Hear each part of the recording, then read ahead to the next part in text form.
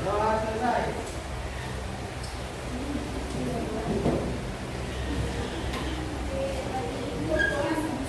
yang kosong, ada yang sudah berangkat.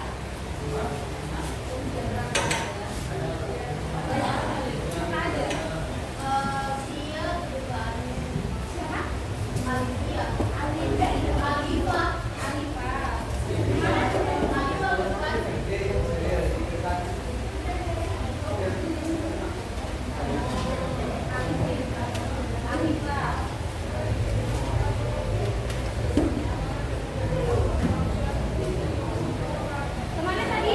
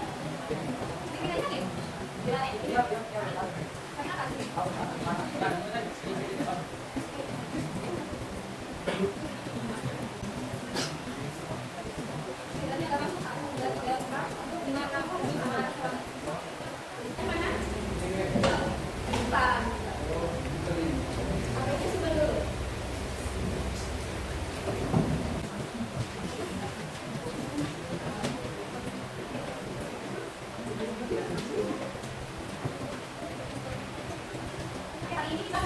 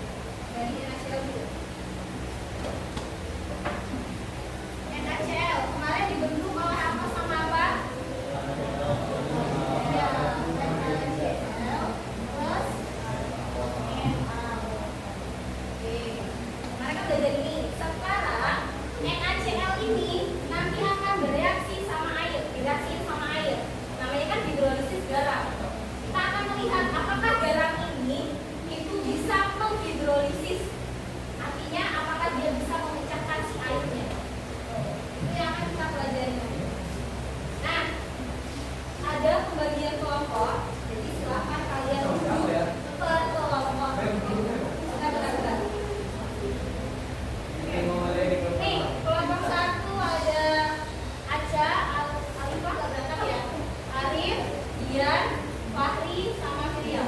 Oke, silakan duduk. Kelompok 1. Terus kelompok 2 juga. Jadi ada 6 kelompok, silakan duduk ke kelompoknya masing-masing. Dimulai dari sekarang. Ayo. Tapi aja, mau tentang visinya ke sana. Berarti 1 mulai dari sana. Lanjut. Yang di tengah boleh di jadi 1, 2, 3, 4, 5. Jadi semua isi bapak-bapak. Jadi kalau 1, 2, 3, 4, 5, 6.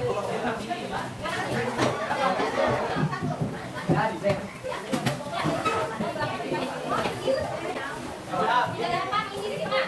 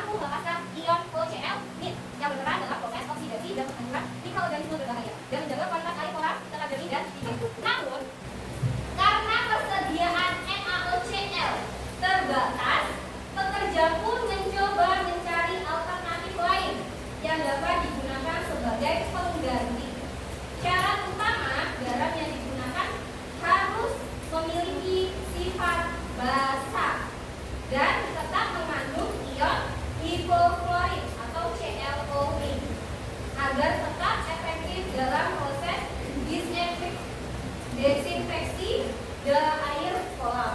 Bantulah pekerja tersebut mendapatkan garam alternatif selain NaOCl. Ya, sekarang boleh salah satu perwakilan dari kelompok menyampaikan hal apa saja yang ingin kalian pelajari. Dia bisa nanti menjawab atau membantu si pekerja menemukan garamnya. Ya, boleh ditulis di kertas. Nih, sekarang untuk membantu kalian, jadi tadi kan ada sebuah senyawa yang hipofluorit, natrium hipofluorit kan? Yang pertama tadi NaOCl. Kita ionisasi dulu. Jadi yang pertama, langkah pertamanya untuk menentukan dia mengandung ion hipofluorit itu dengan mengionisasi.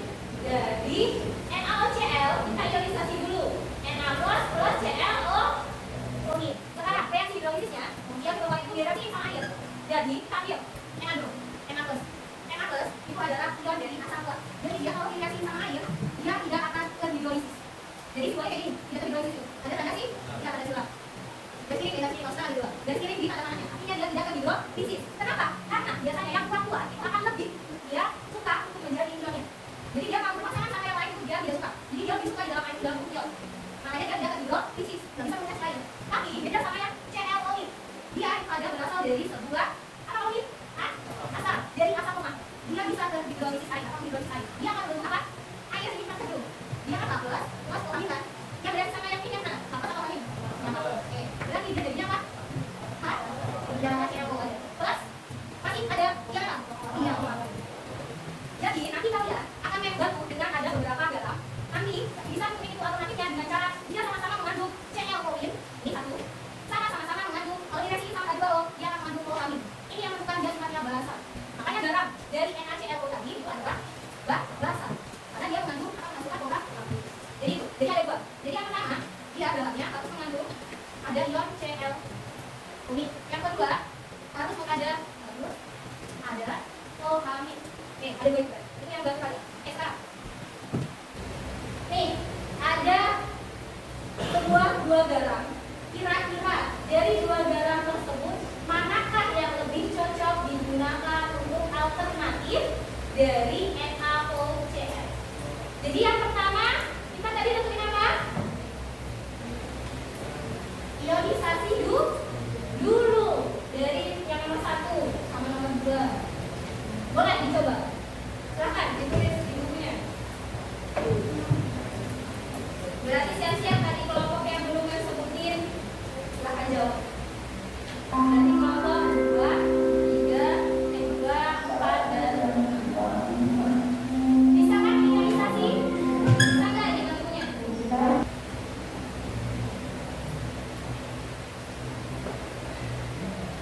Ada yang udah nomor 1? Belum ya? Ya. Siapa tahu kan langsung dapat. Oke, tapi jangan lama-lama karena waktu kita juga terbatas.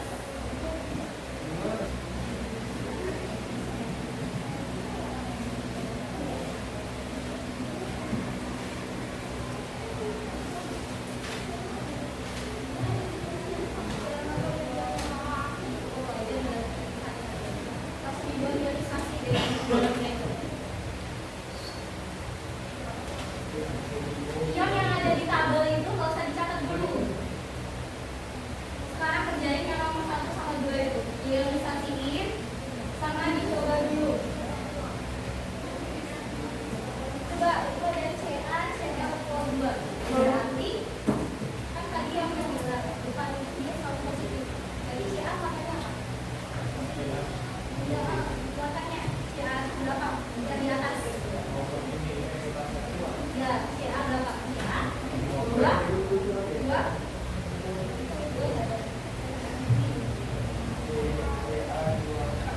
apa udah kelihatan? Ca2+. Ya. Yang mengurai molekul air membentuk asam basanya kembali. Nah ini, karena dia membentuk asam basanya kembali, makanya dia mengalami hidrolisis. Dan silakan ditulis. Jawabnya di bawahnya. 2, 3, 4.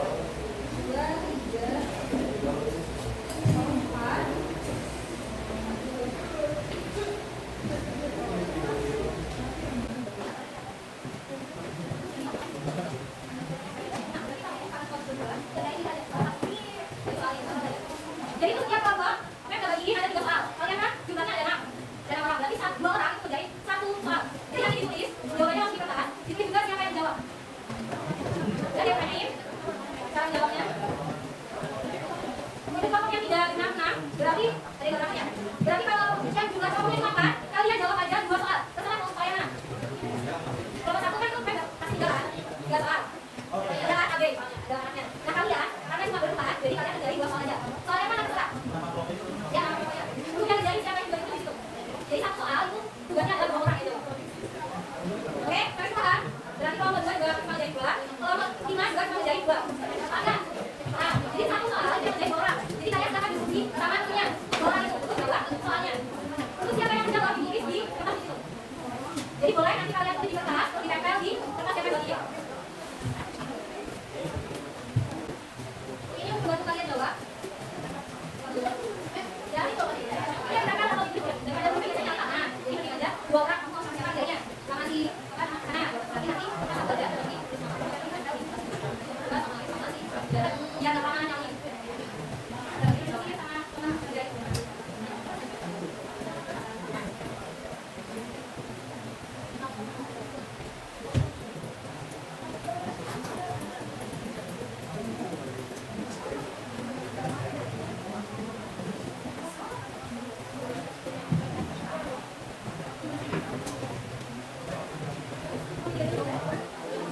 jawabnya.